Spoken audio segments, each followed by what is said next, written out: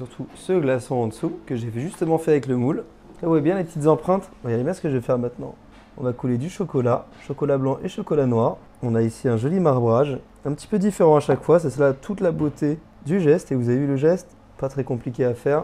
On récupère ça, on joue un petit peu avec. Ça se solidifie déjà. Le but ça va être de faire des belles empreintes. Voilà, tout s'est bien figé. Maintenant regardez bien ce que je vais faire. Hop, on peut l'enlever directement avec la main. Vous avez vu ce beau marbrage? On va les démouler un par un. Donc tout est un petit peu aléatoire, c'est un petit peu la beauté du geste. On va le mettre juste ici. J'ai un couteau que j'ai refait chauffer, on va la couper en deux assez facilement. Évidemment, il existe beaucoup de méthodes pour faire ça, mais celle-là elle est particulièrement drôle. Pas très compliqué à faire, juste un peu de préparation pour le glaçon. Regardez bien ça, ça sort tout juste du four. Regardez bien l'astuce maintenant. On va venir appuyer avec une petite cassolette par-dessus, ça va créer un creux. Et dans ce creux, mes amis, on va mettre plein de bonnes choses, notamment du chocolat qui se trouve dans la cassolette. On appuie, ça va s'égaliser justement très gentiment. Vraiment revisiter ce moelleux au chocolat. Allez, on verse le chocolat à l'intérieur, ça ajoute une texture supplémentaire. On n'en met pas beaucoup, hein, comme vous avez vu.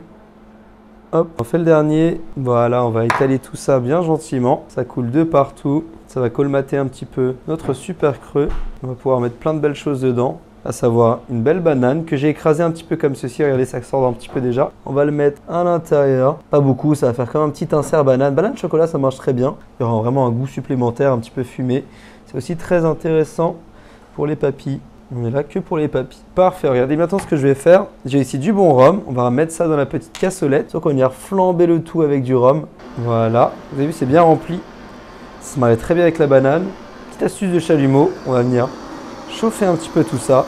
Ça va chauffer le tout et ça va naturellement flamber. On voit la petite flamme. Il n'y a vraiment rien de compliqué, hein. C'est pas très dangereux non plus. Après, moi, si j'y arrive, tout le monde peut y arriver. On chauffe un petit peu l'alcool. On a une belle flamme et on va tout simplement verser sur notre petit gâteau au chocolat. Vous avez vu, j'en verse vraiment pas beaucoup. Ça continue de flamber comme ceci. J'en mets un petit peu partout, bien évidemment. Vous connaissez ma maladresse, mais c'est pas grave. Le gâteau va boire tranquillement comme ceci.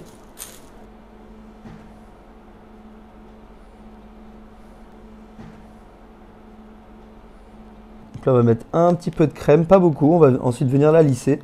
On en met dans chaque trou, donc c'est une petite crème chocolat bien sympathique. Donc là, comme je vous l'ai dit, on fait un petit trompe-l'œil de moelleux. Donc on va ajouter plein de textures différentes. Vous avez vu, il n'y a rien de compliqué, histoire d'avoir un creux au milieu. Donc ça, c'est très représentatif du mi-cuit. Hop. Cacao en poudre partout.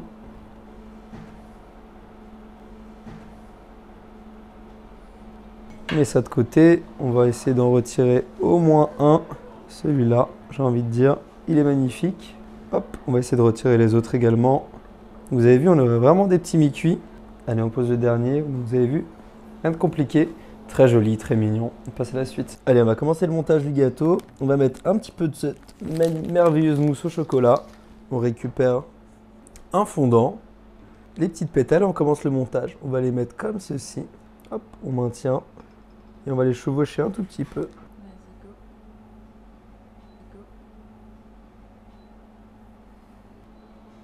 On va verser cette magnifique crème anglaise bien chaude. Et tout devrait s'ouvrir comme par magie.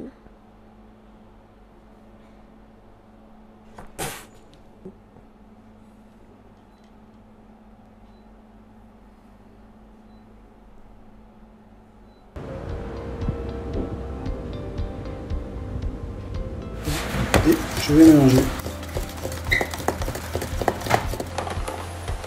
Et à présent, on va venir verser notre appareil à crêpes.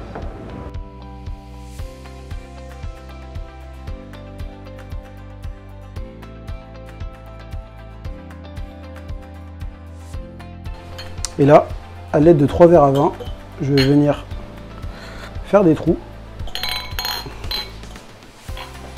J'appuie encore et j'enlève les verres. Et je vais venir enlever la partie du milieu. Puis ensuite, je vais récupérer mon appareil blanc.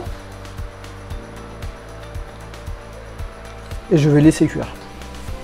À présent, je vais reprendre un verre. Je vais aller au milieu, puis retirer la partie du milieu. Je vais reprendre mon appareil cacao que je vais verser.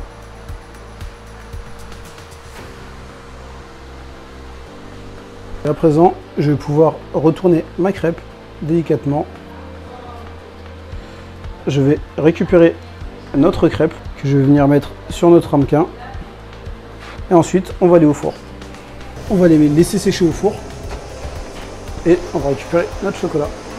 Je vais placer mes tablettes de chocolat dans mon assiette. Puis ensuite, à l'aide de ma cuillère à glace, je vais venir cirer des copeaux de chocolat.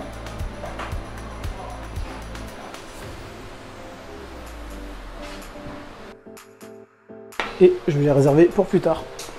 À présent, nos coupes de crêpes ont assez séché. Donc du coup, on va les mettre dans nos assiettes. Comme ceci. Et là, je vais venir mettre de la glace caramel Chef Club dans mes coupelles.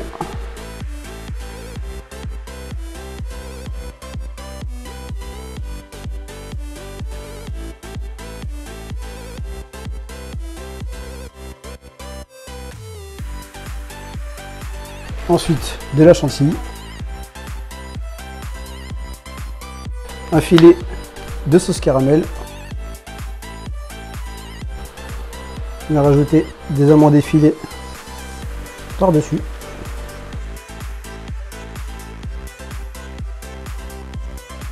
Et des copeaux de chocolat.